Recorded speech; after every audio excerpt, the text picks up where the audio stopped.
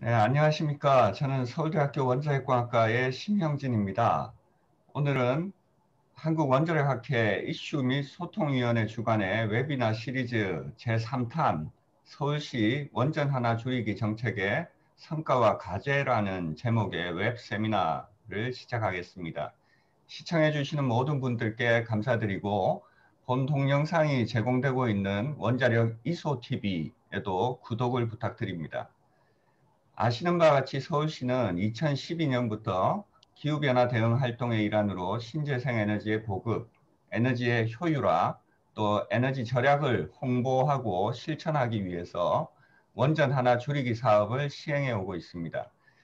지금은 없어졌지만 몇 년 전까지 서울 시내버스 상단에 함께 아낀 에너지, 함께 줄인 원전 하나 등의 표를 보셨을 것입니다. 이제 1시간 정도 원자력이 바라보는 서울시의 원전 하나 줄이기 사업이라는 주제로 원자력 및 에너지 분야의 전문가분들을 모시고 같이 말씀 나눠보겠습니다. 본 웨비나는 발제와 패널 토론으로 구성되며 발제는 총 4개 주제로 나눠서 각 7, 8분 그리고 10분 정도의 패널 토론으로 진행되겠습니다. 첫 번째 발제 주제는 원전 하나 줄이기 사업 개요 및 성과라는 주제로 단국대학교 원자력융합공학과의 문주영 교수님께서 말씀해 주시겠습니다. 네, 안녕하세요. 저는 단국대학교 원자력융합과 융합공학과 문주현입니다. 네, 오늘 서울시 원전 하나 줄이기 사업 계획 및 성과에 대해서 말씀드리겠습니다. 두 번째 주제는 원전 하나 줄이기 사업의 지속 가능성 측면에 대해서 한양대학교 원자력공학과 김성중 교수님께서 말씀해 주시겠습니다. 네, 안녕하세요. 한양대학교 원자력공학과 김성중입니다. 저는 오늘 서울시 원전 하나 줄이기 운동에서 그 지속 가능성 측면에서 같이 검토를 해보도록 하겠습니다. 세 번째 주제는 원전 하나 줄이기 사업의 경제성 측면이 되겠습니다. 서울대학교 원자력 미래기술 정책연구소 원자력 정책센터의 노동석 박사님께서 강연해 주시겠습니다. 네, 안녕하세요. 노동섭입니다. 제가 오늘 말씀드릴 내용은 원전 하나 줄이기의 경제성 측면을 말씀드리겠습니다. 네, 마지막 주제는 원전 하나 줄이기 사업의 친환경성 측면이 되겠습니다. 인천대학교 안전공학과 김태환 교수님이십니다. 안녕하십니까. 저 인천대학교 안전공학과의 김태환입니다. 오늘 저는 심영진 교수님께서 말씀해 주신 대로 원전 하나 줄이기 사업의 친환경성 측면을 좀 말씀을 드리겠습니다. 예, 그럼 첫 번째 발제부터 시작하겠습니다. 문주영 교수님 시작해 주십시오. 서울시의 원전 하나 줄이기 사업 계획 및 성과에 대해 알아보겠습니다. 서울시가 원전 하나 줄이기 사업을 시작하게 된 배경은 2011년 3월 11일 일본 후쿠시마에서 발생한 원자력 발전소 사고와 그해 9월 전국 단위로 발생한 대규모 정전 사고, 밀양, 송전탑 갈등, 기후변화 문제 등으로 국내는 물론이고 지구 차원에서 에너지 전환이 필요하다는 인식이 대두되었기 때문입니다. 서울시의 원전 하나 줄이기 사업은 두 단계로 나누어 진행되었습니다. 1단계 사업은 2012년 4월부터 2014년 6월까지 2년 남짓 진행되었습니다.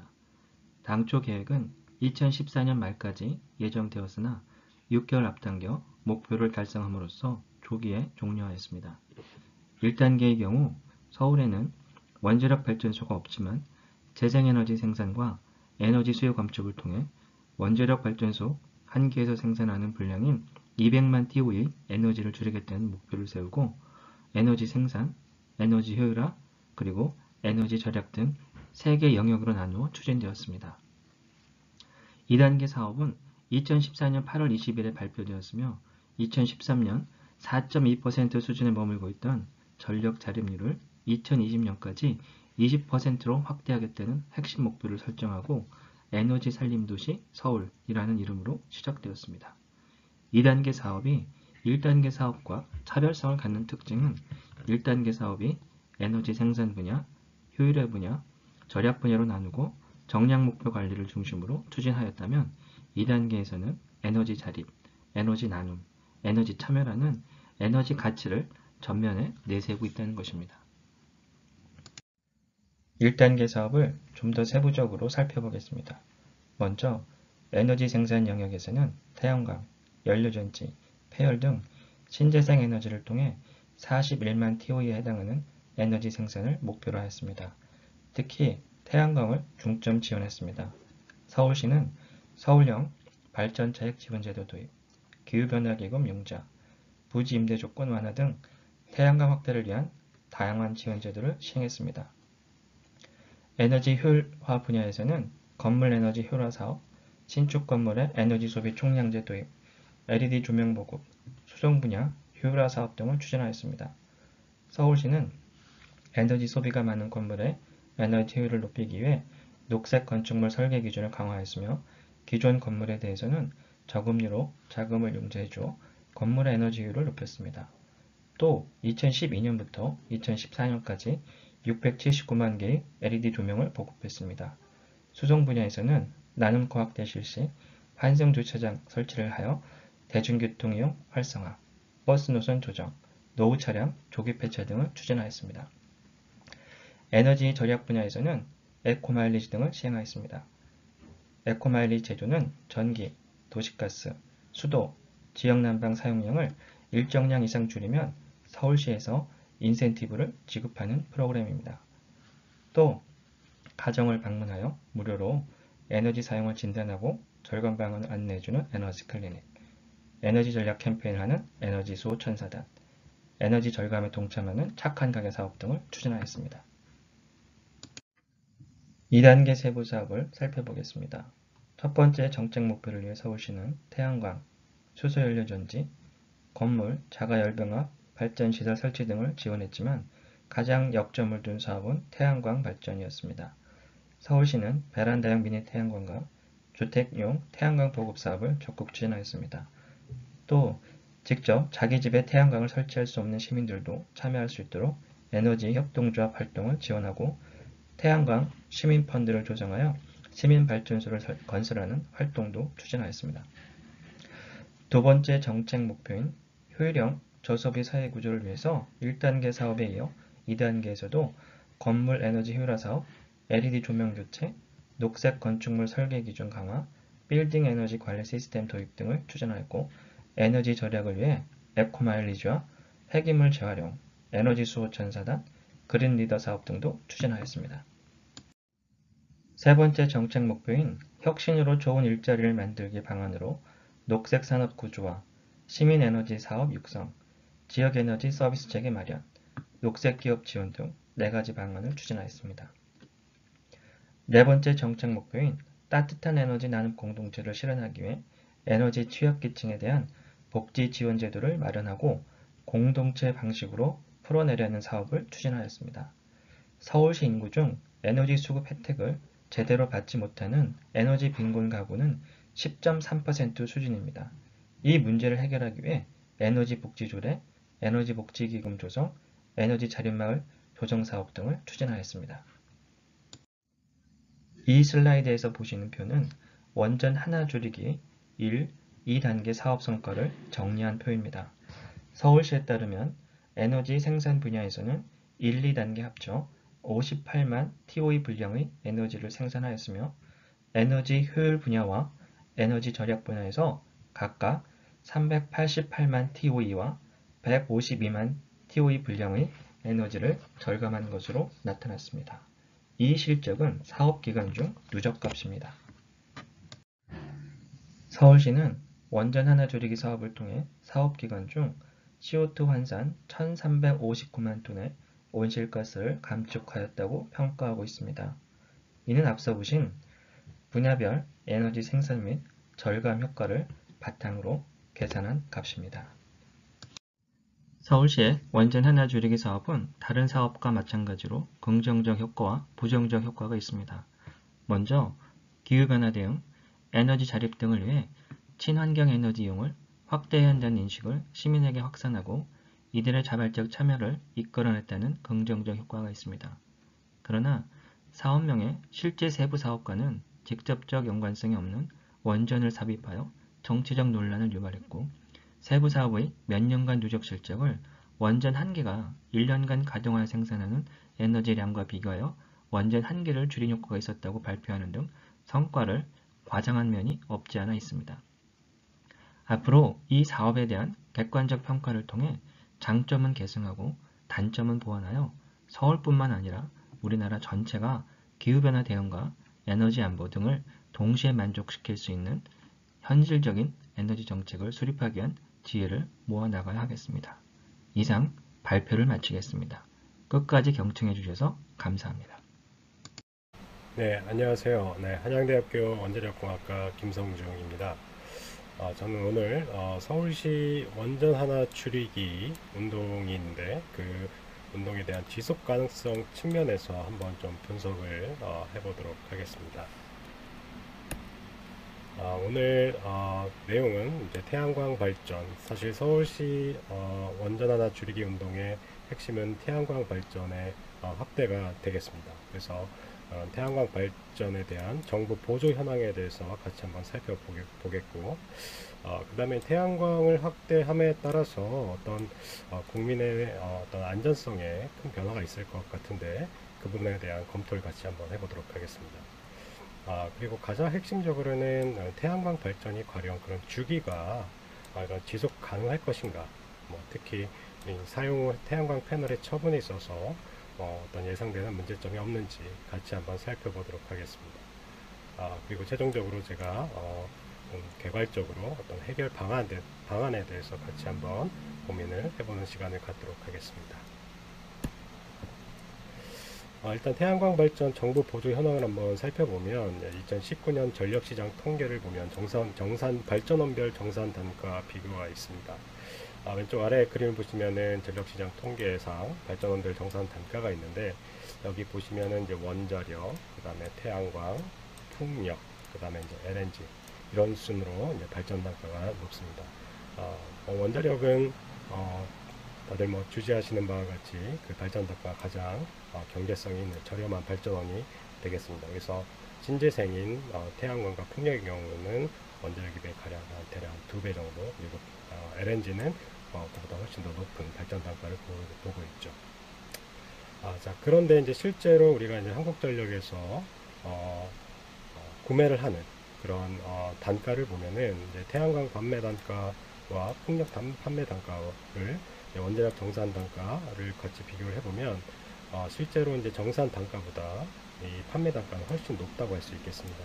자, 이는 이제 태양광 그리고 풍력에 들어가는 이제 보조금으로 인한 영향이 되겠습니다. 그래서 보조금이 들어가기 때문에 이제 전력 단가가 더 높게 되고, 그래서 민간으로부터 사들이기 위해서 한전이 좀 더 많은 비용을 투자를 해야 되는 그러한 환경이 이렇게 조성이 된 것이라고 볼 수 있겠습니다. 산업부 국고보조 사업을 한번 같이 살펴보면 2020년에 산업부 국고보조 사업의 100개, 총 2조 5천억 원 정도의 그 예산이 이제 투자가 되었습니다. 그 중에서 이제 신재생, 태양광 풍력을 포함한 신재생 8건으로서 총 6,100억 정도를 차지하고 있고, 원자력은 하나도 이제 투자된 경우가 없습니다. LNG는 1건, 30억 정도가 되고, 이외에 신재생 투입 예산이 이제 2조 이상이 됩니다. 그래서 이제 국민 전기료에서 지급되는 연도별 신재생 발전 비용을 보시면 이제 국회 예산 정책조 자료인데 이렇게 기하급수적으로 늘고 있습니다. 그래서 2024년에는 대략 4조 2,800억 원까지 크게 증가할 것으로 예상이 됩니다. 그래서 앞서 말씀드린 산업부 국고보조 사업에 보면은 특히 이제 신재생 에너지 발전 차액 지원 무려 3,600억 원의 가량의 예산이 이렇게 투자가 되고 있고, 결국엔 이 예산의 소스는 어디일까요? 네, 국민의 세금으로 다 충당이 되는 것이겠죠. 그리고 신재생 에너지 보급 지원에도 무려 2,200억 원의 예산이 투입이 되고 있습니다. 자, 이런 부분을 봤을 때 과연 이런 신재생 에너지가 우리가 정부의 세금에 어떤 투자 없이 이렇게 실질적으로 지속 가능하게 유지가 될 수 있을 것이냐, 자, 거기에 대해서 우리가 강하게 물음표를 찍어봐야 할 것 같습니다. 특히 이제 서울시가 주도하고 있는 서울시 원전 하나 줄이기 운동의 핵심을 보면 25년간 이제 투자 비용을 이렇게 제시를 하고 있습니다. 분석을 한번 같이 살펴보죠.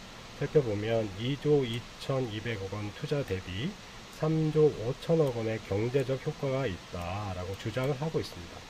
자, 그래서 이것을 한번 저희가 잘 세부를 분해를 한번 해보면 이 중에서 이제 발전 매출 지역 3조 5천억 중에 발전 매출이 1조 7천억 원, 52%, 무려 이제 반 이상을 차지하고 있고요. 그 외에 이제 부가가치 창출, 형태가 사실은 애매모호합니다. 형태가 상당히 불확실하지만 1조 460억 원, 대략 30%를 차지하고 있고, 그리고 CO2 절감이 5%입니다. 그리고 에너지 절감 6%.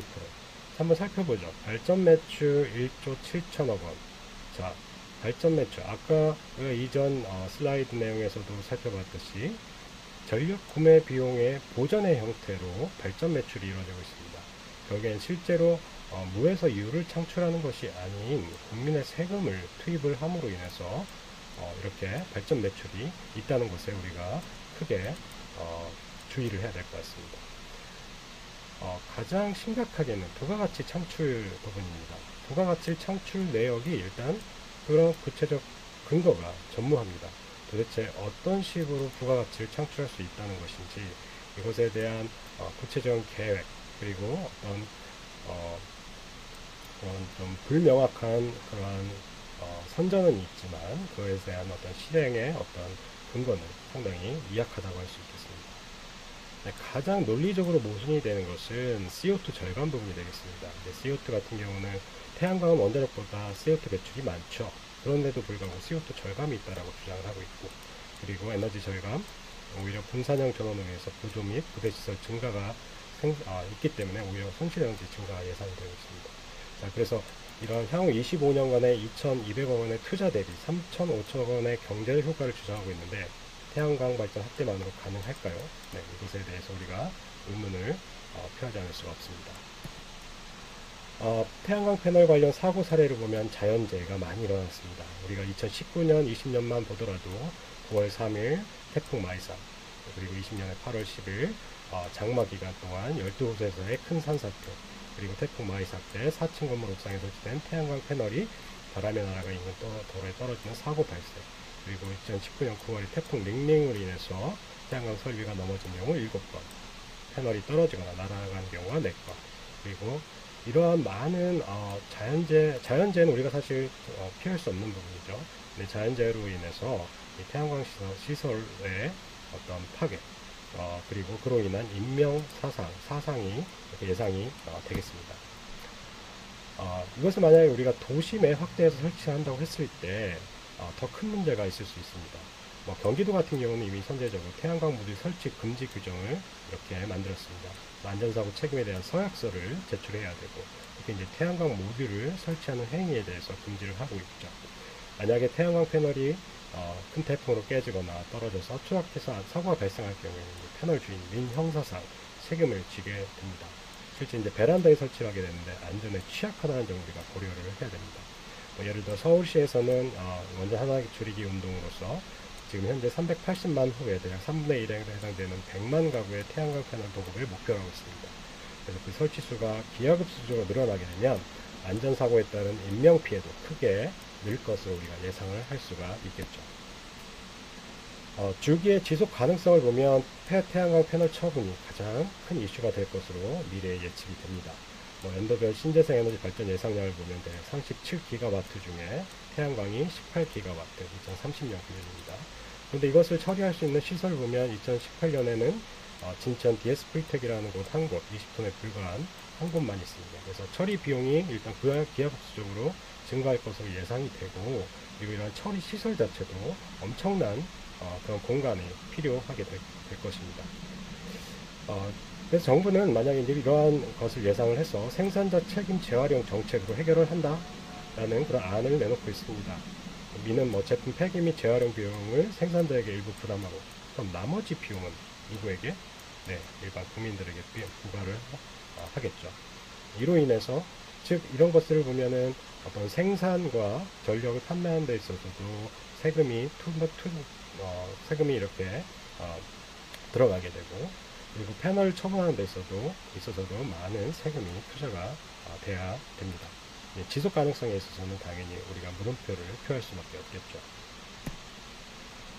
자, 그럼 해결 방안이 무엇일까요? 네, 어떤 구체적인 해결 방안보다는 좀 더 광의적 개념으로 해결 방안 한번 같이 좀 살펴볼 필요가 있겠습니다. 일단 우리가 전 지구적으로 기후변화 대응할 수 있는 솔루션을 지금 마련을 하고 있습니다. 특히 이제 정부는 탄소 중립 정책 실현을 위해서 저탄소 기저발전 유지를 하겠다라고 하고 있죠. 자, 그래서 세계적으로는 세계 에너지 기구와 그리고 국제 원자력 기구의 협력 강화가 이렇게 이루어지고 있습니다. 즉 원자력의 역할에 대해서 세계적으로는 공감을 하고 있죠. 자, 그런 반면에 지금 정부는 이제 9차 전력수급 계획에서도 밝혔듯이 오히려 원전의 비중은 죽이고 LNG, 실제로 탄소를 발생하는 CO2를 발생하는 LNG의 비중을 높이고 있습니다. 상당히 논리적으로 모순이지 않을까 이렇게 생각이 됩니다. 무엇보다 도심에서는 어떤 안전사고 그리고 실제적으로 경제적 효과 이런 것들이 상당히 미미하기 때문에 도심 태양광 발전을 지향하고 평지 노지를 활용할 필요가 있겠습니다. 그리고 탄소 중립 정책에 있어서 우리가 수소를 활용하는 것을 얘기하고 있죠. 그래서 원자력을 이용한 수소 생산을 한번 우리가 고려해 볼 필요가 있지 않느냐. 그리고 무엇보다도 도심에서의 수소 충전소를 확보를 해야 되는데 우리 일반 국민들이 느끼는 안전은 여전히 큰 괴리가 있습니다. 그리고 서울시는 주요 에너지 수요지로서 태양광 확대보다는 실질적 에너지 절약 활동에 중점을 둘 필요가 있습니다. 이상으로 서울시 원전 하나 줄이기 운동의 핵심인 태양광 발전의 확대에 대해서 그 문제점을 지속 가능성 측면에서 한번까지 살펴보았습니다. 좀 더 세부적인 데이터가 보완이 된다면 여러분들의 이해를 더 도울 수 있을 것으로 제가 생각이 됩니다. 하지만 오늘 시간에는 어떤 개발적으로 총론적인 관점에서 봤을 때 서울시 원전 하나 줄이기 운동의 지속 가능성에는 우리가 이미 예상할 수 있는 많은 문제점이 이렇게 있다라고 우리가 할 수 있겠습니다. 자, 그래서 그런 부분을 감안을 해서 우리가 좀 더 면밀하게 정부 정책을 한번 살펴볼 필요가 있겠습니다. 네, 이상으로 제 발표를 오늘 마치도록 하겠습니다. 네, 감사합니다. 네, 저 경제성 측면 말씀드리겠습니다. 아까 넘겨주세요. 아까 심 교수님 버스에 그 함께 줄인 원전 하나 그 구호가 없어졌다고 말씀하셨는데 제가 엊그제도 확인을 했습니다. 아직도 남아 있고요. 제가 보면 볼수록 참 잘 지은 표 같다 이렇게 생각이 듭니다. 그 확 와닿고요. 근데 이제 그 보시면 아시겠지만 우리가 에너지를 뭔가 생산을 하거나 절약을 하거나 효율적으로 사용했을 때 어떤 특정한 에너지원을 타겟팅해서 그 감축할 수는 없습니다. 우리가 전기를 지금 쓰는 것도 내가 지금 태양광 전기를 쓰고 싶다 해서 쓸 수 있는 게 아니죠. 선택권이 있지 않습니다. 그래서 이것을 원전 하나가 생산하는 에너지 양을 어떤 형식으로 대체하느냐의 말인데 이거를 설득력 있게 하기 위해서 원전 하나로 했다고 생각을 합니다. 구체적인 방법은 재생에너지를 이제 보급을 해서 에너지를 만들고 에너지를 효율적으로 사용하게 해서 에너지 소비 시간을 늘리고 그 다음에 에너지 절약해서 줄이고 이 굉장히 좋습니다. 이 포맷 자체는. 넘겨주시죠. 그 서울시 원전 하나 줄이기 정보센터에 들어가면 1단계, 2단계의 효과가 이렇게 있습니다. 보면 2단계가 2014년 7월부터 2019년 12월까지 이렇게 나와 있는데 전체적으로 394만 TOE를 절감한 걸로 되어 있습니다. 대체하거나 절감했거나. 그리고 온실가스 양은 2단계에 906만 톤을 절감한 걸로 이렇게 되어 있습니다. 이것의 효과는 석탄화력 발전소로 4.3기 정도를 대체했다 이렇게 되어 있는데 이 그림에서 얼핏 아까 그 우리 구호하고 잘 안 맞는다는 느낌이 드는 것은 원자력 발전을 만약 감축을 했다 그러면 온실가스 감축량이 나올 수가 없는 거죠. 그러니까 사실상 원전 하나 줄이기라고 하지만 실제로는 다른 에너지를 감축함으로써 온실가스 감축량이 개선될 수 있었다. 이게 어떻게 계산됐는지에 대해서는 자세한 정보를 제공하지 않아서 알 수는 없지만 이렇게 지금 서울시에서는 말씀을 하고 있습니다. 여기서 이제 주목해야 될 점은 석탄 화력 발전소 4.3기에서 당진 화력 발전소 이렇게 돼 있는데, 당진 화력 발전소는 1기가 500메가와트, 50만 킬로와트짜리고요. 이게 연간 한 4천 기가와트 아워를 생산한다고 돼 있습니다. 근데 여기서 조심해야 될 것은 그 옆에 가로 열고 한 기가 92만 TOE를 연간 생산한다 이렇게 돼 있거든요. 이 부분은 이제 뒷장에서 자세하게 좀 말씀을 드리겠습니다. 넘겨주시죠. 우리가 에너지라고 하면 보통 1차 에너지, 2차 에너지 이런 식으로 구분을 합니다. 1차 에너지는 이제 가공되지 않은 상태고 2차 에너지는 뭔가 변환 과정을 거쳐서 만들어진 에너지인데 2차 에너지의 대표적인 그 종류가 전기입니다. 근데 이 전기를 만들 때는 1차 에너지 100을 투입하면 효율이 아무리 좋은 발전소라도 한 40% 정도밖에는 전기화 못합니다. 나머지 60% 정도는 굴뚝으로 열로 날아가거나 아니면 뭐 물로 식혀서 소모하게 되는 거죠. 그래서 이거를 우리가 이제 전환 효율이라고 하고, 실제로 우리가 에너지를 쓸 때는 자동차에 기름을 넣는다. 이건 1차 에너지를 쓰는 겁니다. 그리고 전기가 필요하면 이제 전기를 쓰겠죠. 그건 2차 에너지 쓰는 겁니다. 그래서 여러분이 이제 혹시 에너지 통계 수치 같은 거를 보시면 이제 아시겠지만 1차 에너지가 있고 최종 에너지라는 게 있습니다. 예를 들면 작년의 경우 우리나라 전체 1차 에너지 공급량이 3억 TOE 정도 썼습니다. 근데 2차 에너지, 최종 에너지 소비는 2억 3천만 TOE를 썼어요. 그러면 7천만이 없어졌다는 거죠. 이게 어디로 갔냐 하면 바로 에너지를 1차에서 2차로 전환시키면서 소모된, 그러니까 손실된 그런 에너지 양이라고 보시면 되겠습니다. 그래서 이제 앞 페이지하고 이 페이지를 이제 번갈아서 좀 보실 필요는 있는데, 성과에서 제시하고 있는 당진화력발전소의 연간 발전량 4천 기가와트 아워는 에너지로 환산하면 34만 TOE밖에 안 됩니다. 근데 여기에서는 앞 페이지 기억하시겠지만 92만 TOE를 생산한다 이렇게 얘기를 했잖아요. 그래서 이게 제가 이제 추정을 해보기로는 이렇습니다. 4천 기가와트 아워라는 것은 최종 에너지의 연량으로 계산하면 34만 TO이고, 이거를 1차 에너지, 그러니까 투입 에너지로 전환하면 92만 TO로 이제 계산된다. 역으로 제가 이제 계산해 봤더니 전환 효율을 43.5%를 적용을 했더라고요. 그래서 서울시가 절감 효과를 계산할 때, 그러니까 생산이든 뭐 효율화든 에너지 절약이든 이걸 전부 다 1차 에너지로 환산한 거라면 5년 동안 394만 TU가 절감되었을 수 있습니다. 그러니까 예를 들어서 LED 등을, 형광등을 LED 등으로 교체하는 사업이 이제 효율화 사업의 전체였고, 절감된 전력량을 킬로와트당 860kcal로 환산했다면 최종의 절감량은 131만 TOE가 되고, 이것은 1차 에너지로 환산하면 301만 TOE가 됩니다. 아까 말씀드린 394 중에 효율화 사업의 효과가 301만 TOE라고 돼 있거든요. 그래서 그걸 보시면 되겠습니다. 이제 제가 여기서 제기하는 문제점은 에너지 생산이나 절감 효과 계산이 맞더라도 석탄 4.3기 대체는 과장이라는 거죠. 그러니까 원전 하나 줄이기잖아요. 근데 석탄 4.3기면 벌써 2,000메가와트가 넘고 원전 2기도 넘는 물량입니다. 5년 동안에. 이게 이제 기간별 합계로 저는 이제 읽힐 수밖에 없고,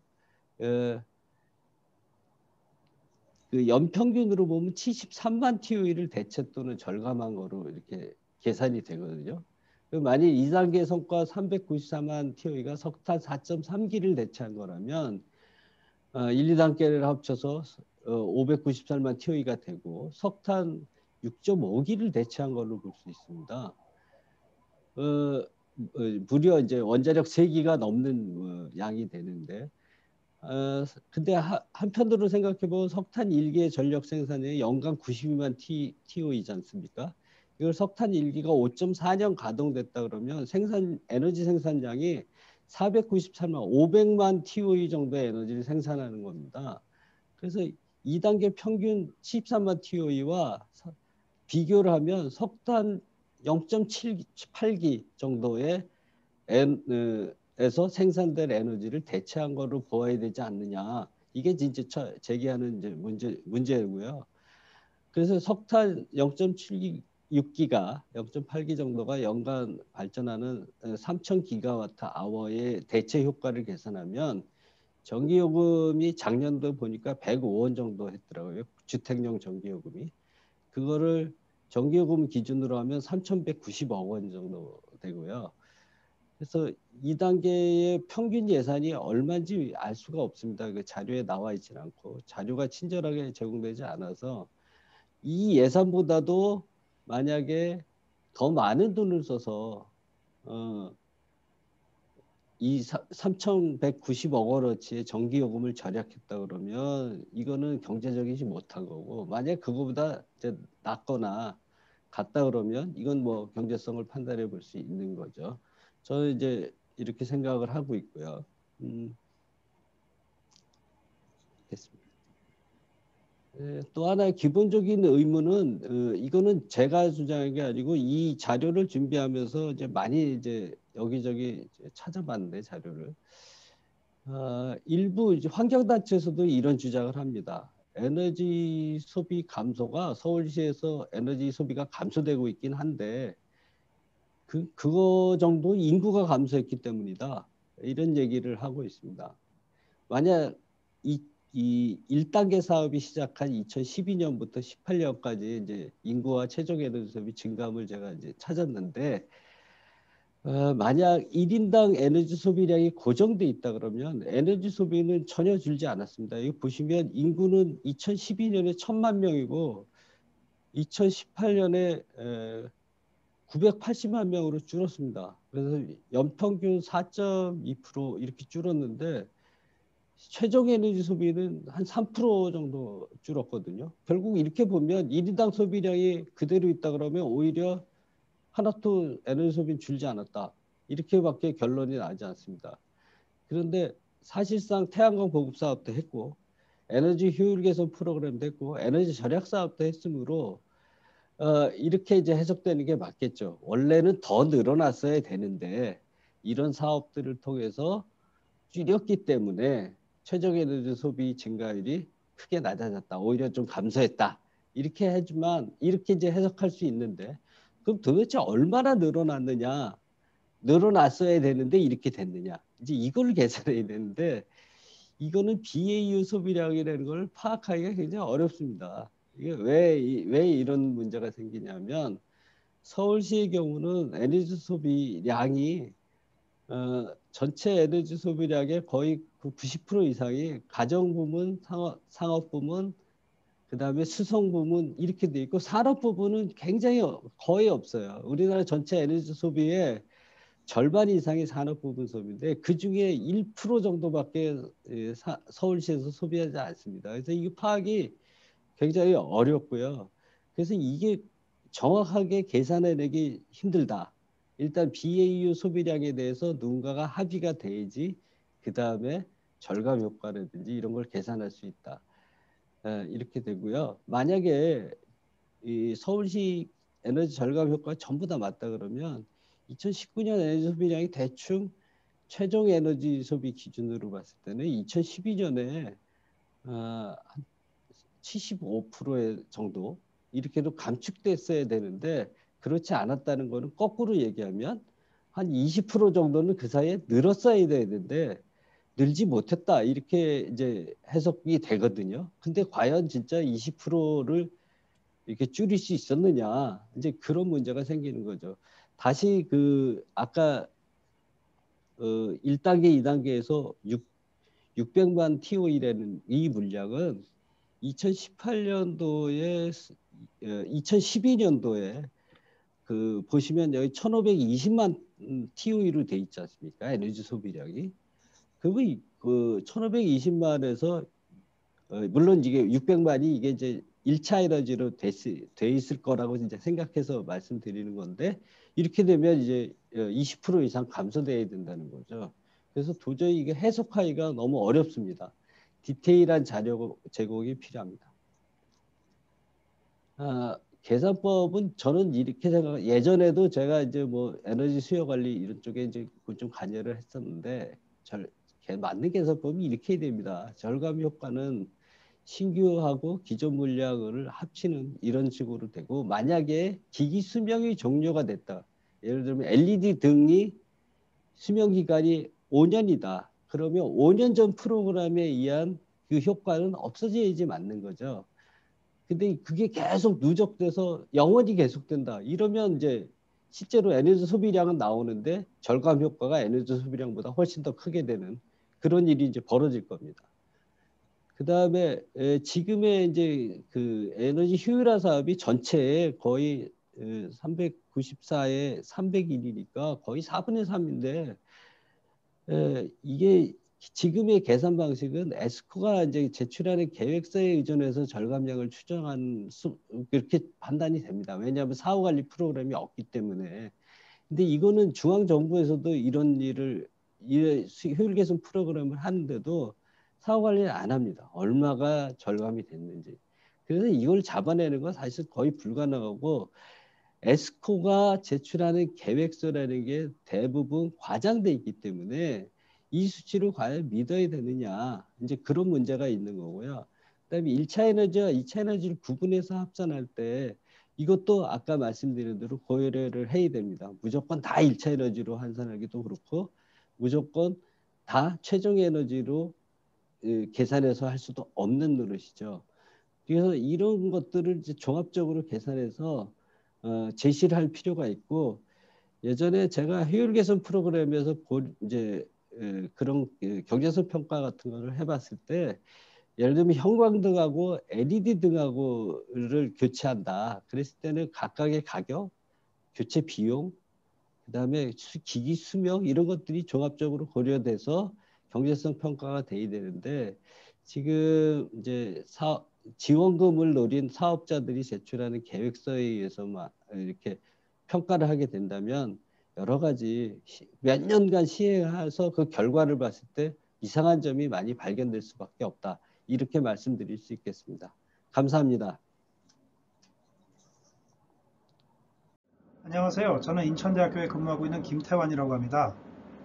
오늘 저는 서울특별시 원전 하나 줄이기 사업의 친환경적인 측면을 이야기해보고자 합니다. 원전 하나 줄이기 사업은 그 태양광 발전시설의 보급, 그 다음에 에코마일리지, 에너지 효율화에 초점을 두고 있습니다. 저는 이 중에 태양광 발전시설에 대한 그 환경적 측면을 좀 이야기를 해보고자 합니다. 2019년도 12월까지 이 사업을 통해서 약 250MW 정도의 그 태양광 발전시설이 설치가 되어 있습니다. 그러면은 이렇게 태양광 발전시설을 설치하는 것이 정말로 환경적으로 큰 도움이 되는 것인지, 올바른 방향인지 그런 부분을 좀 이야기를 해보도록 하겠습니다. 본 사업에서 친환경적인 에너지원으로 그 공급 확대를 추진하고 있는 태양광이 정말로 친환경적인지에 대한 이야기를 한번 해보도록 하겠습니다. 앞으로 말씀드리는 내용에 사용되는 자료들은 가능하면 원자력 쪽에서 제시하는 자료는 활용하지 않았습니다. 다소 어떻게 보면 중립적이라고 할 수 있는 그런 기관들의 자료를 많이 활용을 했으니 이 점 참고해 주십시오. 아시다시피 태양광 자체는 기술적으로 아직 현실적인 한계를 가지고 있습니다. 대표적인 게 발전시간인데요. 이 사업을 진행하고 있는 서울특별시 자료에서도 발전시간을 약 한 3.2시간, 하루당 3.2시간 정도로 산정을 하고 있습니다. 즉 전체 24시간 중에 약 한 8분의 1에 해당하는 시간만 발전이 가능하다고 산정을 하고 있는 거죠. 하지만 전력은 24시간 공급되어야 합니다. 그렇기 때문에 남는 시간에 대한 추가적인 전력 공급원을 확보해야 되는 필요성이 발생하게 됩니다. 여기서 많이 고려되는 추가 전력원이 바로 LNG, 즉 액화 천연가스입니다. 자, 이런 것들을 바탕으로 해서 각 이 발전원들의 이산화탄소 배출량을 한번 확인을 해보겠습니다. 오른쪽 그림은 발전원별 생애주기 탄소 배출량입니다. 생애주기 탄소 배출량이라는 것은 이 발전원의 제작부터 시작해서 나중에 폐기까지 전 과정에 걸쳐서 발생되는 탄소의 배출량입니다. 물론 발전을 할 때는 원전이나 태양광 모두 이산화탄소를 거의 배출하지 않습니다. 대부분의 이산화탄소 배출은 주로 LNG하고 석탄에서 발생을 합니다. 전 주기에 대해서 이걸 비교를 했을 경우에는 원전 대비 태양광이 약 한 4배 정도 더 이산화탄소를 많이 배출하는 것으로 나타나 있고요. 추가 전력원으로 예상되고 있는 LNG를 고려를 했을 때는 산수적으로 45배 정도의 많은 이산화탄소를 배출하게 됩니다.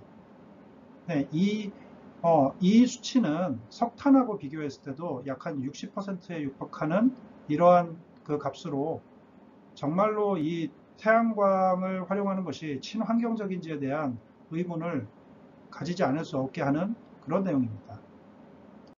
네, 태양광 패널이 많아지게 되고 그렇게 되면은 결국은 태양광 패널의 노후화에 따른 폐패널 발생량이 지속적으로 증가할 수밖에 없습니다. 여기 왼쪽 그림을 보시면은 이 왼쪽 그림은 환경부 산하 연구원에서 전망한 태양광 폐패널 발생 전망입니다. 여기 보시면은 현재 같은 경우에는 그렇게 많지 않죠. 하지만 시간이 지날수록 기하급수적으로 증가하는 것을 보실 수 있습니다. 현재 이를 처리할 수 있는 업체는 민간업체 하나밖에 없습니다. 정부에서는 2022년까지 세 군데 총 9,700톤의 처리 용량을 확보할 예정으로 있습니다만 충분하지 않은 것은 확실하죠. 다음 재활용 자체의 한계도 있습니다. 현재 태양광 폐패널에 대한 관리체계, 통계관리, 재사용 인증, 안전지침이 충분히 확보되어 있지 않은 상태입니다. 이에 따라서 재활용이 되더라도 대부분 다 수출돼서 국내 자원의 해외 유출이 발생하고 있고요. 그 다음에 국제정세의 변화라든지 환경 변화에 따라서 수출이 안 되는 이런 케이스들이 생길 수가 있거든요. 그러한 불확실성도 점점 커지고 있는 상태입니다. 그 다음에 이에 추가적으로 재활용을 했을 때 매립 대비 환경영향 감소도 상당히 제한적인 것으로 나타났습니다. 지금 오른쪽 그림을 보시면 이 100% 상태가 폐 패널을 매립하는 경우입니다. 매립하는 경우에 비해서 재활용을 수행하게 되면은 보시다시피 환경적인 영향이 어느 정도 감소가 되지만 아주 그렇게 크게 감소되지는 않는 것으로 보고가 되고 있습니다. 현재 기술 기반의 태양광은 에너지 생산密도가 상당히 낮습니다. 타 발전원에 비해서는 상당히 낮고요. 따라서 충분한 전력 생산을 위해서는 더 많은 패널의 사용이 요구가 됩니다. 많은 패널의 사용은 결국은 앞서 말씀드린 폐패널 문제를 가속화하겠죠. 또한 일조량, 그 다음에 햇빛과의 각도, 그리고 표면의 오염 정도 이런 것들이 전부 다 전력 생산량에 영향을 주게 됩니다. 오른쪽 아래표는 서울특별시 햇빛지도에서 발췌한 내용인데요. 특정 방향과 특정 패널 각도에서 최대 효율을 나타내고 있고 나머지 영역에서는 효율이 크게 떨어지는 것을 볼 수가 있습니다. 이를 해결하는 현재 기술로서 이를 해결하는 방법은 결국은 다양한 방향에 많은 패널을 설치하는 것이 될 수가 있겠습니다. 결국 앞서 말씀드린 폐패널 문제하고 다시 연결이 되는 거죠. 또한 이 태양광 패널 자체가 겉면이 유리로 되어 있기 때문에 주변 주택 및 시설에 대해서 빛반사에 의한 빛공해가, 광공해가 발생을 하게 됩니다. 즉 고층의 아파트 형태로 주거가 많이 구성되어 있는 서울특별시의 상황을 고려해 봤을 때 이 태양광 패널, 특히 가정용 태양광 패널의 설치는 그렇게 좋은 선택이라고 보기는 어려운 측면이 있습니다. 이 사업의 이름에서도 나타나듯이 원자력과 신재생 에너지를 많은 분들이 대립적인 관계로 말씀을 하시는데 저는 그렇게 생각하진 않습니다. 이를 유럽에서 가장 대비되는 두 나라를 예를 들어서 한번 말씀을 드려보도록 하겠습니다. 여기 나타난 그림들은 발전원별 일간 전력 생산량을 나타내고 있습니다. 여기 보시면 특징적인 것이 독일과 프랑스 모두에서 나타나는 것인데요. 원자력은 일정한 양의 전력을 꾸준하게 24시간 동안 제공을 해주고 있고요. 그 다음에 그 빨간색 동그라미로 친 이 주황색으로 표시된 부분입니다. 색깔로 칠해진 부분은 태양광 같은 경우에는 특정 시간에 발전이 집중되어 있는 것을 알 수가 있습니다. 이는 태양광을 사용하는 그 태양광 발전의 특성상 당연한 부분이죠. 근데 이 부분을 다시 생각해 보면은 원자력과 태양광이 기능이 다르다는 것을 알 수가 있습니다. 원자력 같은 경우에는 그 1년 365일 24시간 항상 필요한 그 전문용어로 기저전력이라고 합니다. 항상 공급되어야 하는 전력을 담당하는 그런 기능을 가지고 있고요. 태양광 같은 경우에는 그렇지 않은 특성을 가지고 있다는 걸 알 수가 있습니다. 즉 원자력과 태양광은 서로 담당하는 역할과 기능이 다릅니다. 그렇기 때문에 그 태양광의 설치나 이런 것들을 통해서 원전 하나를 줄이겠다는 원전 하나 줄이기라는 그러한 형태의 사업은 사실은 어폐가 있는 거죠. 이 둘은 연계해서 생각할 수 있는 부분은 아닙니다. 네, 그럼 오늘 드린 말씀을 정리해 보도록 하겠습니다. 우선 원전 하나 줄이기 사업에 포함된 내용들이 전부 다 잘못됐느냐? 저는 그렇게 생각하지는 않습니다. 특히 에너지 절약과 효율화를 추구하는 것, 이것은 우리가 지속적으로 추구해야 될 방향입니다. 하지만 원전 하나 줄이기라는 이름은 이 사업하고 관계가 있지도 않고 또한 타당하지도 않다고 생각을 합니다. 그리고 이 사업에 포함된 태양광 확대 정책은 현재 기술 기반을 생각을 해봤을 때 친환경적이라고 보기는 상당히 어렵습니다. 물론 이를 극복하기 위해서 지속적인 연구 개발을 수행해야 되는 점에는 분명히 저는 찬성을 합니다. 그래서 기술적 한계를 극복하고 그를 바탕으로 충분한 준비가 되었을 때 확대 정책을 추진해야 된다고 생각합니다. 또 한 가지 말씀을 더 드리자면은 원자력과 태양광을 상당히 대립적인 관계라고 이해하시는 분들이 많이 있는데요. 원자력 아니면 태양광 이런 형태로 생각을 하시는데 이 둘은 대립적인 관계가 될 수가 없습니다. 서로의 이 각각의 그 목적과 기능이 다르기 때문이죠. 그렇기 때문에 독립적이나 또는 상호 보완적인 이런 관계로 이해해 주셨으면 좋겠습니다. 저는 그 원자력을 항상 공급돼야 되는 기저전력원으로 적극적으로 활용하고 이를 바탕으로 지속적으로 친재생 에너지에 대한 연구 개발을 수행을 하고 충분히 준비가 되었을 때 활용 확대가 이루어져야 됐으면 좋겠습니다. 그리고 전 세계적으로 현재 원자력은 저탄소 에너지원으로 인정을 받고 있습니다. 이러한 추세에 귀를 기울이시고 원자력을 좀 이쁘게 봐주셨으면 좋겠습니다. 경청해 주셔서 감사합니다. 예, 네 분 말씀 잘 들었습니다. 오늘 발표해 주신 내용과 관련해서 몇 가지 질문 드리겠습니다. 첫 번째 질문은 문주영 교수님, 노동석 박사님께 드리는 질문이 되겠습니다.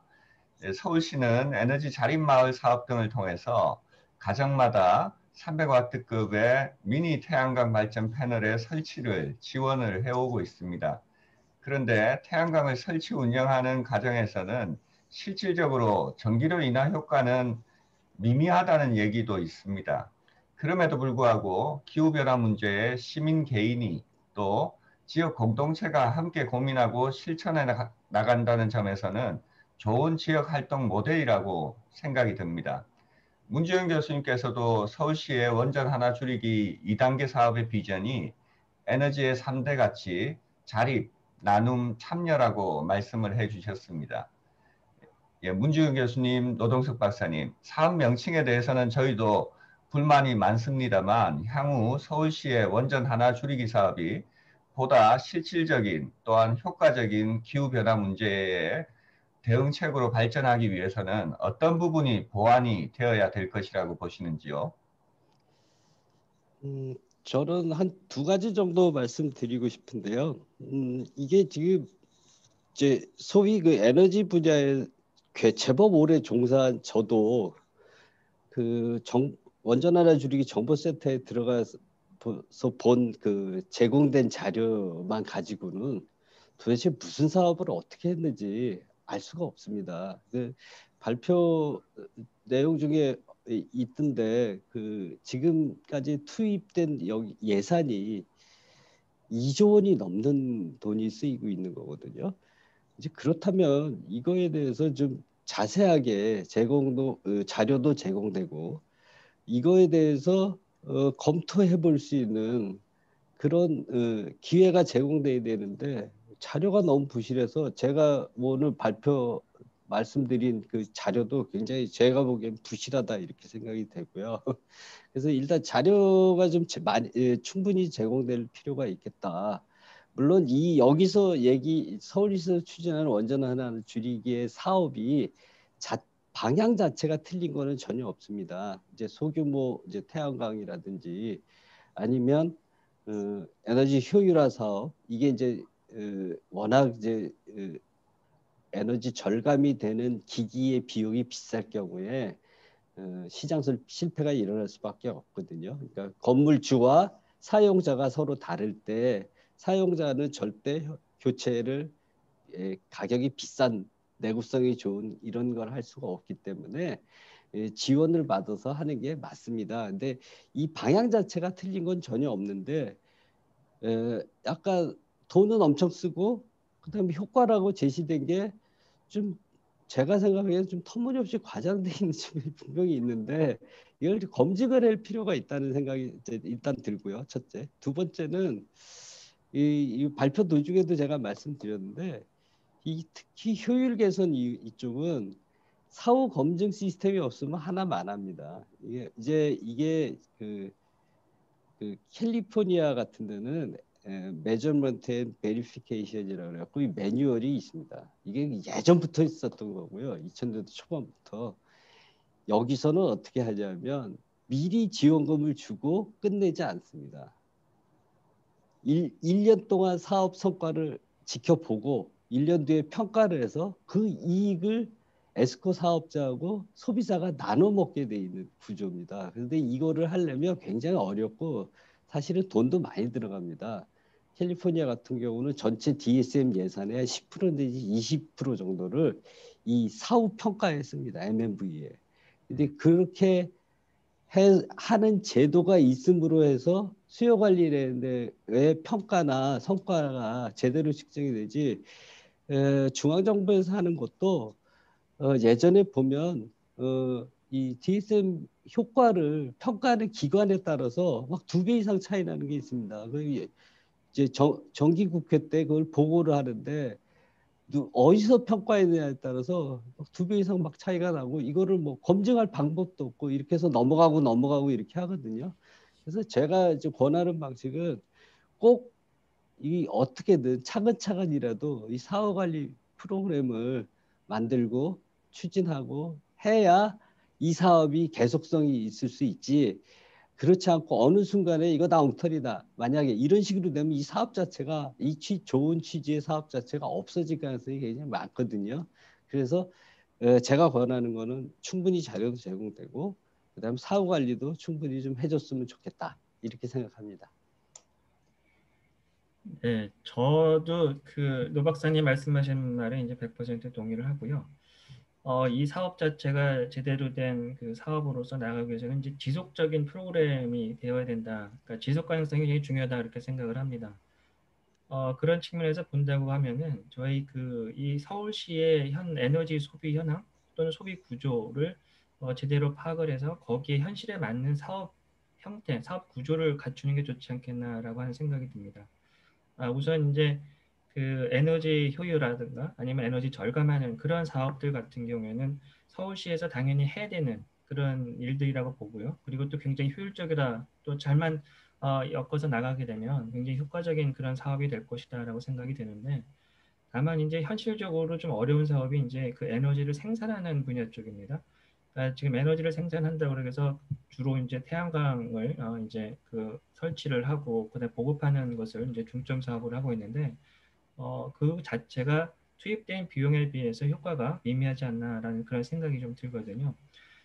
그렇다 한다면 에너지 생산은 서울시 자체가 독자적으로 생산하는 그 구조를 갖는 것은 조금 효율 측면에서 좀 부족한 것 같고, 만약에 이 생산 부분까지도 같이 사업을 하고자 한다면은 다른 지자체, 즉 에너지를 전력을 생산하는 다른 지자체와 협업하는 구조를 갖는 게 좋지 않겠나 그런 생각을 합니다. 특히 이제 수도권 또 서울에서 이제 사용되는 그 전력을 생산하는 그런 발전소가 있는 그 지자체가 뭐 충청남도나 이쪽 지역이지 않겠습니까? 그러니까 그쪽 부분하고 그쪽 그 지자체하고 서울시하고 같이 협업을 하면서 거기에서 어쨌든 그 온실가스를 좀 덜 나오게끔 이제 그 기술 개발할 수 있도록 공동으로 지원을 한다든가 아니면은 뭐 다른 쪽에서 뭐 이 새로운 지자체에서도 마찬가지로 이제 그런 전력 생산을 하는 데 있어서 어떻게 하면은 기후 변화에 대응할 수 있는 그런 효과적인 전력 생산 수단을 만들어야 할 것인가라고 하는 것을 같이 협업하는 쪽으로 가는 것이 훨씬 더 효과적인 그런 현실적인 그런 방안이 아닐까 그런 생각을 해봅니다. 네, 이상입니다. 예, 그러면 두 번째 질문으로 넘어가겠습니다. 문 교수님께서도 현재 서울시에서 하고 있는 태양광 발전의 효과성을 증진시켜야 되겠다는 말씀을 주셨는데요. 김성중 교수님께 질문 드리겠습니다. 오늘 태양광 발전의 여러 가지 우려사항에 대해서 발표를 통해서 소개를 해 주셨습니다. 서울시는 태양의 도시 서울 2022라는 슬로건 하에서 2022년까지 태양광 패널 설치 가구를 100만 가구로 늘려서 설비 용량으로 1기가와트, 그러니까 원전 한 기 용량이죠. 그걸 확보하겠다는 목표를 제시하고 있습니다. 교수님, 현재까지 보급 용량이 약 250메가와트 정도 규모인 것으로 알고 있는데요. 2022년까지 1기가와트 설비 용량을 갖추기가 현실적으로 어려울 것으로 예상이 됩니다. 그러면 서울시 세 가구당 한 가구 태양광 패널 설치를 해야 되는 것인데요. 그 현실성, 즉 서울시의 1기가와트 규모의 태양광 설비의 설치 가능성을 어떻다고 보시는지요? 또한 서울시가 에너지 자립도를 높이기 위해서 태양광 대신에 대안으로 추진할 만한 것이 뭐가 있을까요? 네, 일단 아주 핵심적인 질문을 해주신 것 같습니다. 네, 이게 정말 현실성이 있는 것인지에 대해서는 우리가 정말 좀 꼼꼼하게 따져봐야 될 것 같습니다. 우선 뭐 말씀하신 것처럼 당장 2년 동안 현재 설치 용량인 250메가와트의 4배를 설치하는 1기가와트 설비 용량을 갖추는 것이 현실적으로 타당해 보이냐? 개인적인 의견으로는 좀 너무 좀 현실적으로 좀 불가능해 보이지 않나 이렇게 좀 판단하고 있습니다. 근데 뭐 이게 타당하냐 타당하지 않냐 이런 거를 따지기 앞서서 사실은 저는 좀 더 다른 관점에서 이 운동을 좀 바라봐야 된다고 생각합니다. 뭐 우리가 이제 서울시가 지금 올해 기준으로 380만 가구입니다. 380만 가구.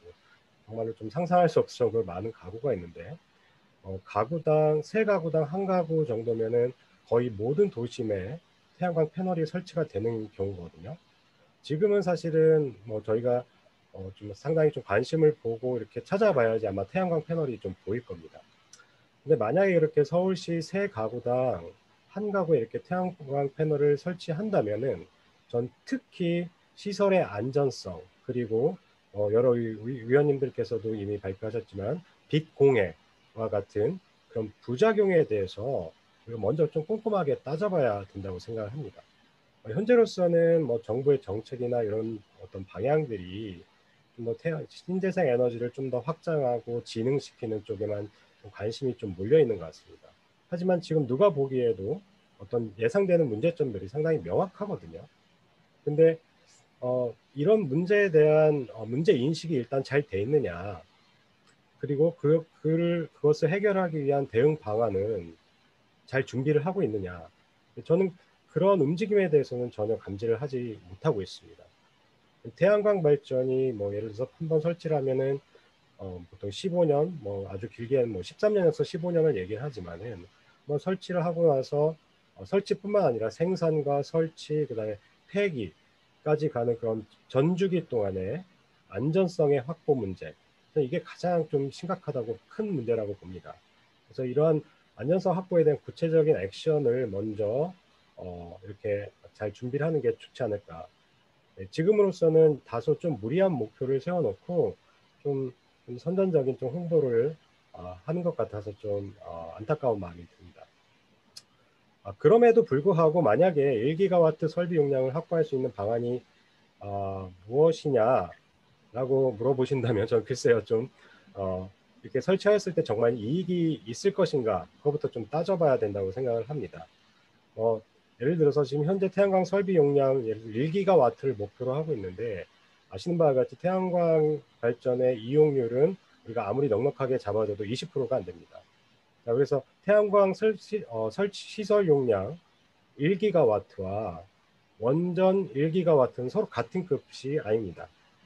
태양광 최소 5기가와트를 설치를 해야지만이 원전 1기 1기가와트를 대체할 수 있는 그런 용량이 되거든요. 그래서 이런 원전 하나 줄이기의 운동 자체가, 그리고 그에 대한 어떤 세부적인 액션들이 상당히 좀 논리적으로 잘 이렇게 짜맞춰져 있지 않다라는 느낌이 듭니다. 논리적인 어떤 모순이 좀 크다고 보고, 실질적인 이익을 좀 기대하기가 어려운 그런 구조로 되어 있지 않나. 저는 오히려 예를 들어서 뭐 1기가와트든 아니면 5기가와트든 이런 설치를 했을 때 우리가 앞으로 10년 후에 당장 폐기물이 이제 서울시 전체에 매달려 있는 그런 좀 아찔한 장면이 좀 연상이 됩니다. 네. 자, 그런 부분에 우리가 좀 더 꼼꼼하게 좀 살펴봐야 되지 않나. 그래서 서울시는 뭐 제가 개인적으로 좀 바람이 있다면 어떤 태양광 패널 확장이나 그런 무리한 목표를 세우지 말고 어떤 시설 안전성, 그리고 주기적인 어떤 지속 가능성에 대해서 어떤 기준과 정책을 좀 더 면밀히 마련해야 되지 않을까, 이렇게 판단이 됩니다. 근데 그랬을 때 우리가 좀 더 현실적으로 가능한 설비 용량을 산출할 수 있을 것으로 판단됩니다. 네, 이상으로 제 답변을 드리겠습니다. 네, 이제 마지막 질문이 되겠습니다. 어떻게 보면 가장 핵심적인 질문이 되겠는데요. 김태환 교수님과 노동석 박사님께 질의드리겠습니다. 김태환 교수님께서는 발표에서 원자력과 태양광을 대립관계로 보면 안 되고 그 역할이 서로 다르다는 것을 프랑스하고 독일의 예를 들어서 말씀을 해주셨습니다. 저 역시도 기후변화 문제에 대한 해결책으로 원자력과 신재생에너지는 같이 발전을 해 나가야 된다는 생각입니다.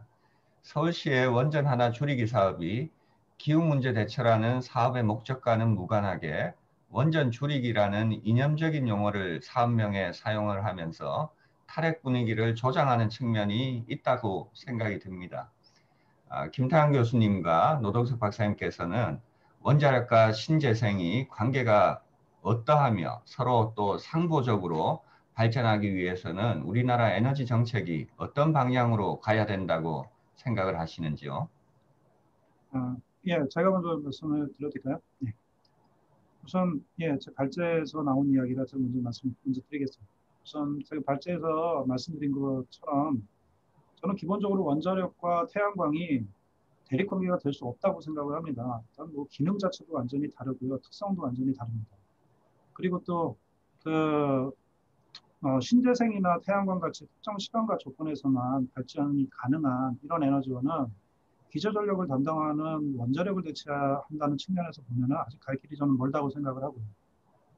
또한 아시다시피 이런 현재 기술로는 신재생 에너지, 특히 뭐 태양광 같은 경우 더더욱 그렇죠. 면적 대비 발전 효율이 상당히 낮습니다. 그래서 국토면적이 작은 나라에서는 현실적인 대안이 되기가 상당히 어렵고요. 뭐 아시다시피 태양광이 각광받고 있는 나라나 지역, 뭐 예를 들면 미국이나 아니면은 중국 아니면 독일 같은 이런 나라들 같은 경우에는 일조량이 풍부하고 그리고 넓은 면적을 발전에 활용할 수 있는 그런 조건입니다. 우리나라랑 조금 상황이 좀 다르죠. 그리고 또 뭐 이뿐만 아니고 우선 저는 지금은 원자력과 이제 태양광 기준으로 말씀드리는 겁니다. 일단은 조건이 또 매우 양호할 때 발생하는 잉여 전력 문제도 있고요. 그다음에 전력 생산이 불가능한 상황을 고려해서 항상 백업을 준비해 놔야 되는 거죠. 대체 설비를 확보해야 되는 거죠. 이런 것들은 2중, 3중에 중복 투자를 할 수밖에 없는 그런 요인이 됩니다. 그래서 저는 면적 대비 낮은 에너지 생산 효율하고 전력 생산량의 불균일성, 그리고 그 간헐적인 발전 특성을 백업하기 위한 뭐 LNG 같은 추가적인 발전원을 갖춰야 되는 점, 이러한 현실적인 상황들을 고려해서 원자력을 대체하는 측면에서의 태양광 확대 정책은 저는 아직은 그 시기상조고 조금 갈 길이 많이 멀다고 생각합니다. 근데 다른 한편으로는 현재 뭐 태양광이나 풍력 같은 신재생 에너지를 지속적으로 개발하고 저는 연구 개발에 대한 그 투자를 확대하는 것은 저는 이건 올바른 방향으로 생각합니다. 우리가 장기적으로 봤을 때 추구해야 되는 방향은 맞습니다.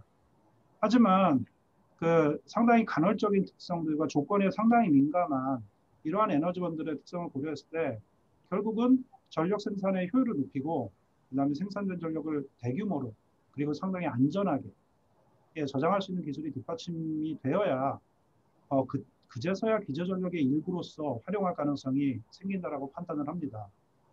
네, 그래서 이런 기술들이 지금 충분하게 확보가 안 돼 있는 상태에서 이제 이런 신재생 에너지를 실제 전력 계통에 확대해가지고 크게 적용하는 것은 저는 그 매우 비현실적인 상황이라고 생각을 합니다.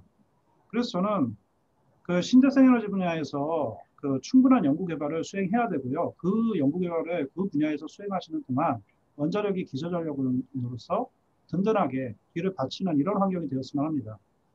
우리나라 에너지 정책도 이러한 특성을 좀 반영을 해서 계속 그 만들어지고 보완되어야 된다고 생각을 하고요. 이 두 가지가 이렇게 같이 갈 때 저는 기후변화 대응에 있어서도 현실적으로 장기적인 그런 대응뿐만 아니고 단기적인 대응까지도 함께 할 수 있을 거라고 생각을 합니다. 그래서 결론적으로 말씀드리면 저는 원자력과 신재생은 함께 가야 된다고 생각을 합니다. 대립적인 관계가 아니고요. 서로 상호 보완하면서 발전해야 되는 이런 기술이라고 생각을 합니다. 저는 개인적으로 신재생 에너지랑 전력 저장 기술이 좀 더 보다 성숙되었을 때 전력망에 그때 반영되고 그래서 그 반영되었을 시점에서 정말로 그 안정적인 전력 공급을 위해서 큰 역할을 해주기를 기대하고 있습니다. 예, 노 박사님. 예. 지금 전 세계 모든 국가들의 에너지 정책이나 우리도 마찬가지입니다만 대통령께서 엊그제 그런 발표도 하셨고 탄소 중립으로 가는 방향을 설정하고 에너지 정책을 다 수립하고 있거든요. 근데 이제 그 탄소를 제로화 이렇게 제로 에미션이 가장 쉽게 되는 것을 일반적으로 전력이라고 생각을 하고 있어요. 그래서 지금 우리는 뭐 2050년까지 뭐 전력 수요가 그렇게 크게 늘어나지 않는다면 580 테라와트아워 정도로 생각을 하고 있는데 잘 아시다시피 이제 수송 부분이라든지 그 산업 부분에서 뭐 원료로 쓰는 에너지라든지 아니면 등등 굉장히 많은 거의 모든 에너지 소비를 전력화해야만 제로 에미션에 근접할 수 있다 이렇게 이제 전 세계에서 그렇게 얘기를 하거든요. 그래서 우리가 이제 대충 계산해 본 바로는 맞아. 모든 에너지를 다 전기화했다 그러면 지금 아까 말씀드린 예상했던 580 테라와트아워의 한 3배 정도까지 전력 수요가 늘어나야 됩니다. 근데 지금 정부의 에너지 정책은 탄소 제로는 선언을 해놓고 이거를 재생에너지하고 가스로 어떻게 해보겠다 이렇게 지금 얘기를 하고 있지 않습니까? 원자력하고 석탄을 다 포기를 하고. 근데 그렇게 된다면 전력 수요가 지금보다 한 2~3배 정도로 늘어나야 되는데 적어도 그중에 80%를 신재생이 공급을 해야 돼요. 이거는 도저히 성립하지 않는 숫자거든요. 그런데다가 이건 뭐 아직 완벽한 분석이라고는 할 수가 없는데 지금 아까 580 테라와트아워의 80%를 재생에너지로 공급할 경우에 재생에너지에서 생산된 전력량의 50% 정도가 잉여가 됩니다. 잉여. 그래서 이거를 저장을 하거나 수소를 생산하거나 이제 이래야 되거든요. 이제 그쪽에 대해서는 아직 구체적으로 다 답이 나와 있지는 않습니다. 얼마를 해야 될지, 그 돈이 얼마나 드는지 수소로 간다 그러면 또 이거는 어떻게 됐지? 근데 상식적으로 생각해 보면 재생에 태양광이 이제 많을 때에 잉여 전력이 생기고 그걸로 수소를 이제 전환한다는데 수소 생산 설비의 이용률이 불과 하루에 평균으로 보면 태양광 발전이 평균 한 3시간 내지 4시간이거든요. 3.5시간 정도. 그럼 아무리 줘도 이거 이용률이 하루에 2시간 정도밖에 안 돼요. 수소 생산 설비의 이용률이라는 것이.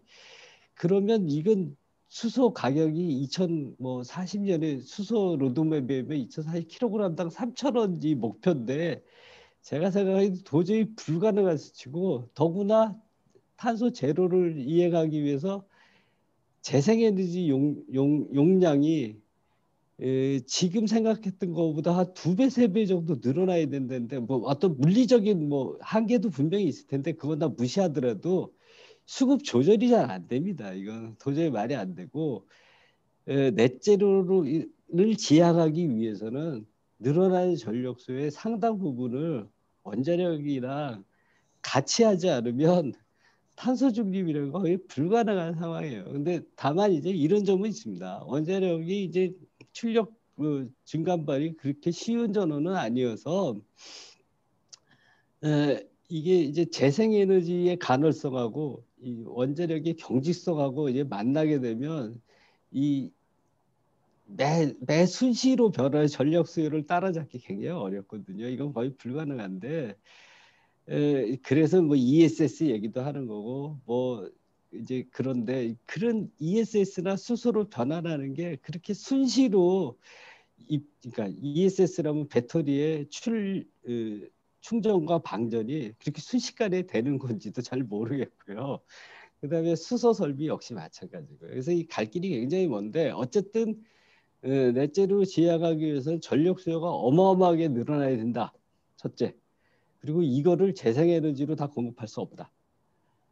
그래서 우리가 생각해 볼 수 있는 거는 그런 ESS나 수소 생산 설비 뭐 이런 것까지 같이 고려하면서 원자력이 따라가지 않으면 넷째에 도달할 수 없다.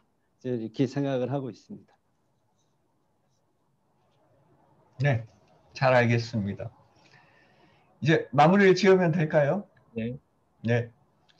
예, 네 분 박사님들 감사합니다. 지금까지 원자력 전문가분들의 시선으로 서울시 원전 하나 줄이기 사업의 지속 가능성, 경제성, 환경성 등에 대해서 살펴봤습니다. 예, 질문 혹은 의견이 있으시면 원자력 이소TV에 댓글로 남겨주시기 바랍니다. 시청해주신 여러분 감사합니다. 감사합니다.